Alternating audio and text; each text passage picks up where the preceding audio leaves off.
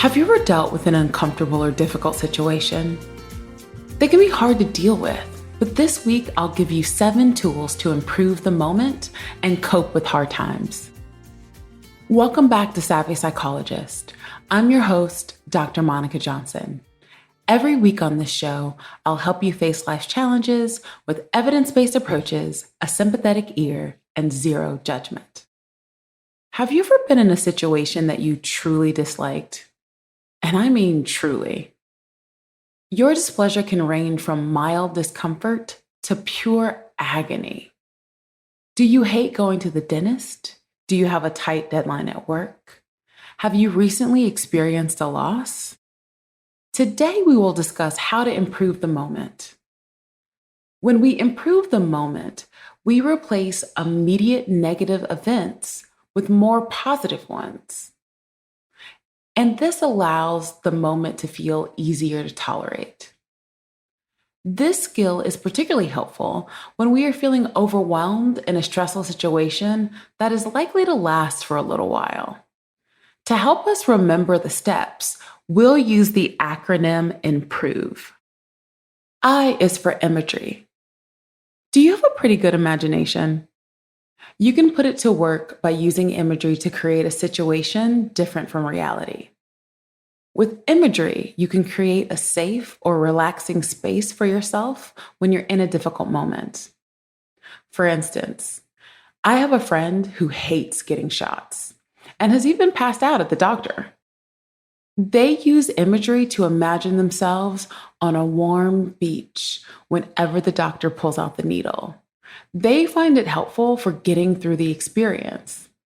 The trick with imagery is that you should practice it outside of the event, so you have greater access to the imaginal experience and get to that safe place more easily. Imagery can also be used to cope more effectively with crisis events. You can imagine a future event that will likely be highly stressful for you, such as a death in the family or meltdown at work. While imagining the event, you can rehearse how you can respond in ways that are helpful to you and won't make the situation generate more suffering. For example, I have my patients imagine future conversations that they are worried about. I will have them imagine what the person is likely to say and how they could respond to different scenarios. This helps them feel more confident in the actual moment. It might feel silly to pretend as an adult, but never underestimate how much rehearsal can help you in the long run. M is for meaning.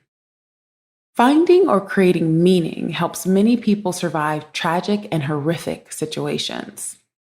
Viktor Frankl wrote Man's Search for Meaning, an important book about surviving the Nazi concentration camps. It is based on the premise that people need to find or create meaning in their lives to overcome tremendous suffering. This is very similar to making lemonade out of lemons. When we can find meaning in our pain, we can bear it and walk through it more easily. Now, when I say more easily, that doesn't mean easy. It means that it could be harder if we took a different path with our pain. One quote that has helped give me meaning through difficult moments is from Leonard Cohen.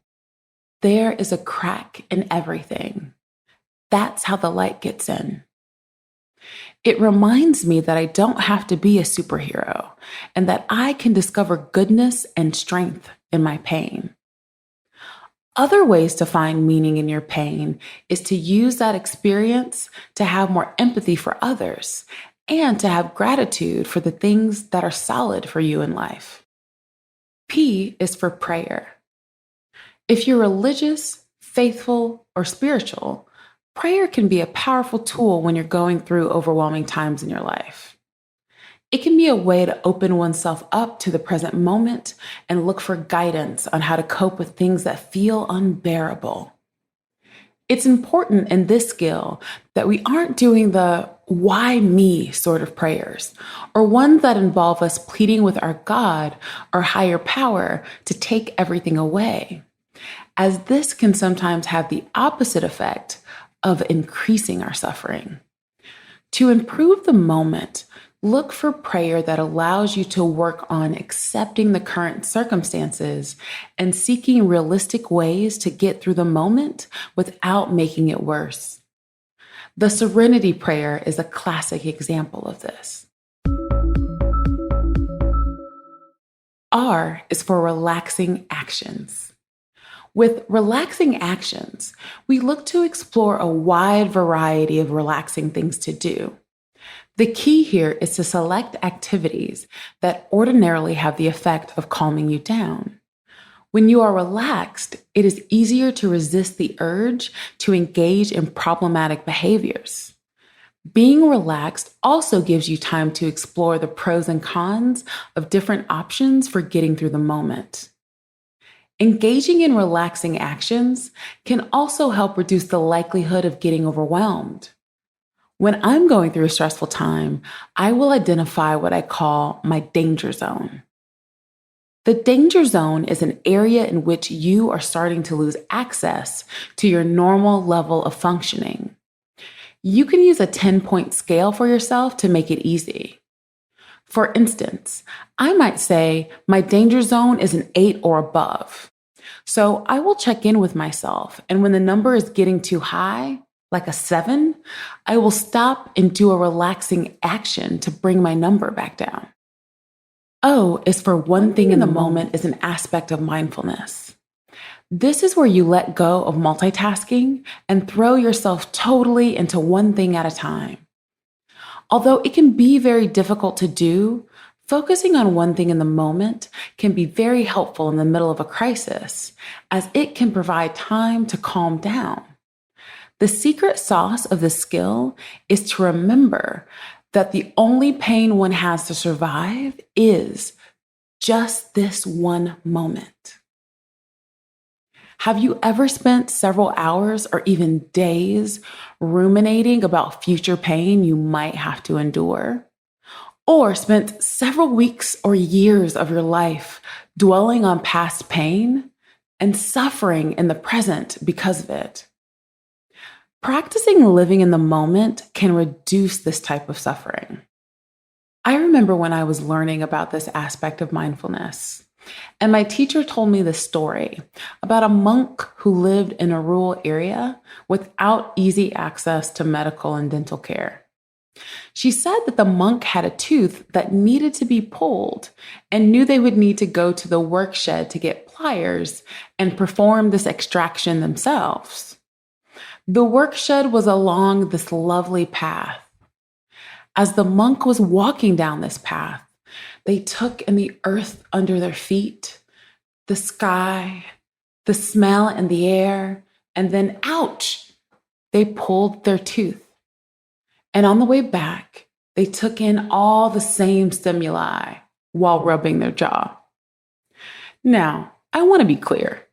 It would be difficult for me to have that level of mindful focus if I had to pull out my own tooth.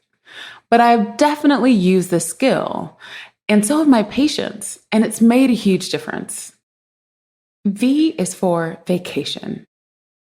Have you ever wanted to take a time out from adulthood? Take one.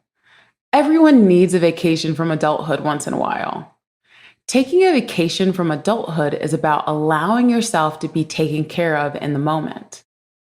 What's essential here is doing it in a way that doesn't harm you and making sure the vacation is brief, from a few moments to a few days. If you had a deadline in 2 days, though, you wouldn't want to disappear for 3 days. So I want to stress doing this in a way that doesn't harm you. I was impacted by the flooding that happened in New York City the beginning of September, which made me behind schedule on several different deadlines.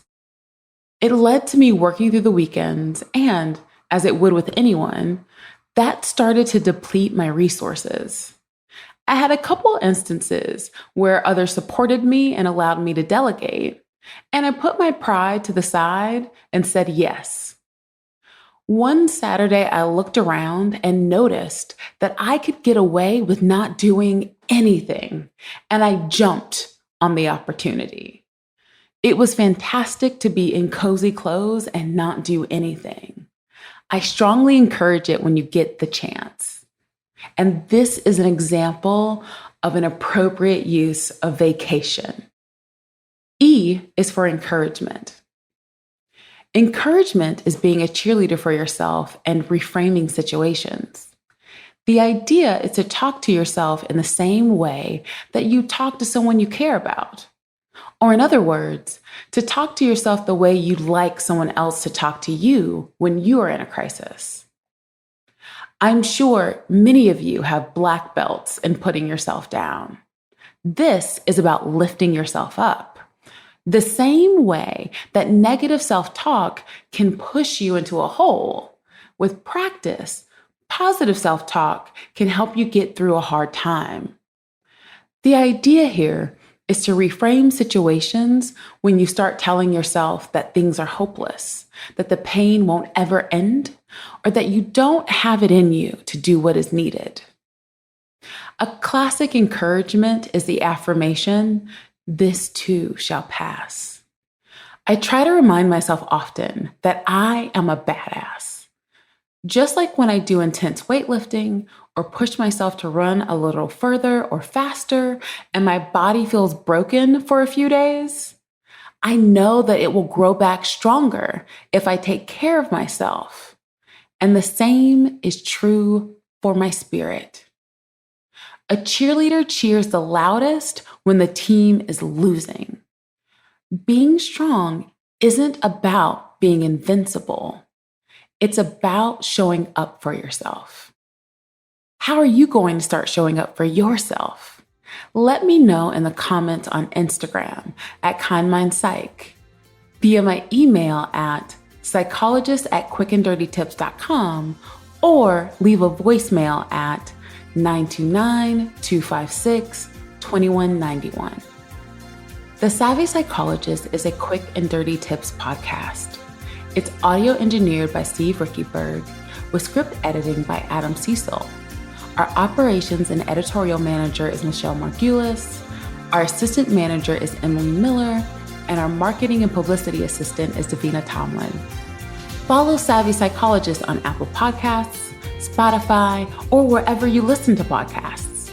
That's all for this episode of Savvy Psychologist. Thanks for listening. I'll see you next week.